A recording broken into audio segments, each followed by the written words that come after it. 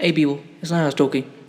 Now, this is from the New York Times. I'd like to thank African Citizenship for telling me about this story. So, here it goes. Pentagon puts military police on alert to go to Minneapolis. As unrest spread across dozens of American cities on Friday, the Pentagon took the rare step of ordering the Army to put several active duty U.S. military police units on the ready to deploy to Minneapolis, where the police killing of George Floyd sparked the widespread protest. Soldiers from Fort Bragg in North Carolina and Fort Drum in New York have been ordered to be ready to deploy within 4 hours if called, according to three people with direct knowledge of the orders. Soldiers in Fort Carson in Colorado and Fort Riley in Kansas have been told to be ready within 24 hours. The people did not want their names used because they were not authorized to discuss the preparations. The get-ready orders were sent verbally on Friday after President Donald Trump asked Defense Secretary Mark Esper for military options to help quell the unrest in Minneapolis after protests descended into looting and arson in some parts of the city. Trump made the request on a phone call from the Oval Office on Thursday night that included Esper, National Security Advisor Robert O'Brien, and several others. The president asked Esper for rapid deployment options if the Minneapolis protests continue to spiral out of control, according to one of the people, a senior Pentagon official who was on the call. When the White House asks for options, someone opens the drawers and pulls them out, so to speak. The person said the military units were deployed under the Insurrection Act of 1807, which was last used in 1992 during the riots in Los Angeles that followed the Rodney King trial. If this is where the president is headed response-wise, it will represent a significant escalation and determination that the various state and local authorities are not up to the task of responding to going unrest, said Brad Mosk, a Washington, D.C.-based attorney who specializes in national security.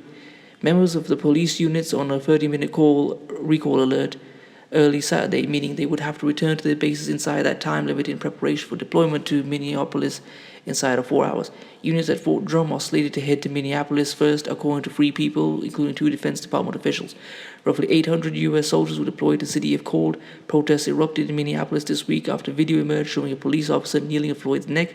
Floyd later died of his injuries, and the officer, Derek Chauvin, was arrested and charged with third-degree murder and manslaughter on Friday. The protests turned violent on Thursday. Rioters torched the Minneapolis 3rd Police Precinct near where Floyd was arrested. Mayor Jacob Frey ordered a citywide curfew at 8 p.m. local time, beginning on Friday. In that city, peaceful protests picked up steam as darkness fell.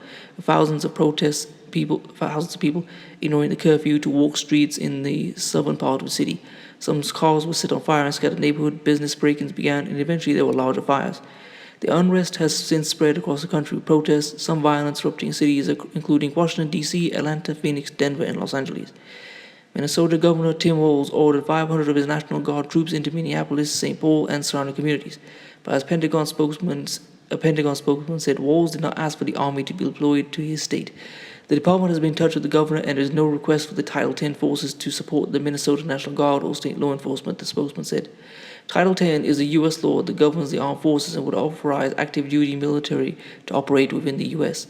Alyssa Farah, the White House Director of Strategic Communications, said the deployment of active duty military police is untrue. False. Off the record, Title X is not under discussion, said Farah in an email response. No off-record agreement was negotiated with the Associated Press. The 16th Military Police Brigade forwarded the AP's questions to the Defense Department.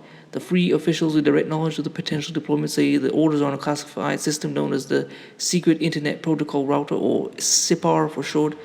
Active duty forces are normally prohibited from acting as a domestic law enforcement agency, but the Insurrection Act offers an exception.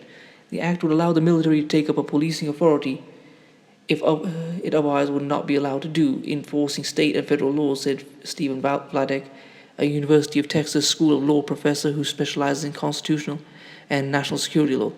The statute is deliberately vague when it comes to instances in which the Insurrection Act could be used, he said. The state's governor could ask President Donald Trump to take action, or Trump could act on his own authority if it's determined that local authorities are so overwhelmed they can't adequately enforce the law. Vladek said, "It is a very, very broad grant of authority for the president," he added. Okay, I'm going to leave this article in the description. Please comment, rate, share, and subscribe. If you would like to support this channel, I'll leave my GoFundMe description. And if you would like to follow me on Instagram, I'll leave that there as well.